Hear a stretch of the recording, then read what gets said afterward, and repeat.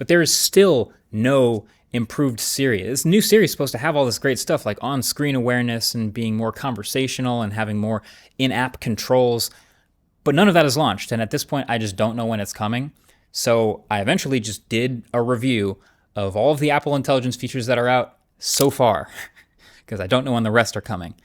And I thought that would be helpful, but at the same time, it's frustrating because they promised so much, and yet...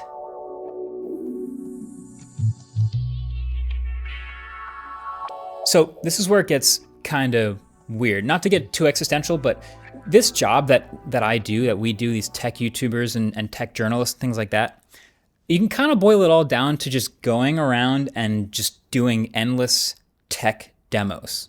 Like we just go from tech demo to tech demo, and it's other people's jobs professionally to give us cool tech demos, and then we can point a camera at it or write an article.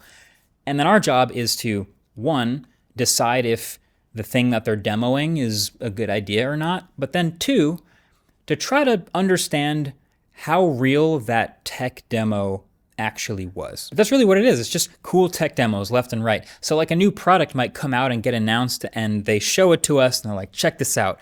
And part one again is, okay, are these new features in this thing actually a good idea? Would people want that?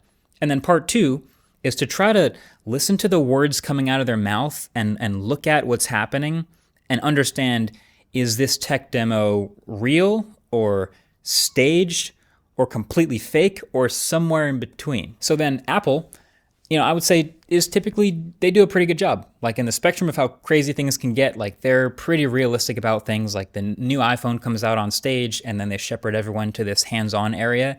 And then we get to point a camera at and demo in our own hands a lot of the new features that they just announced. So in general, pretty good, but it's not always perfect. Fun fact, I don't know how many of you remember AirPower, but that was one of those things where I remember that event. They showed it off on stage, whatever, and then we go out to the hands-on area, and there was a single AirPower out there, just one wireless charging pad among all the chaos, but it didn't work.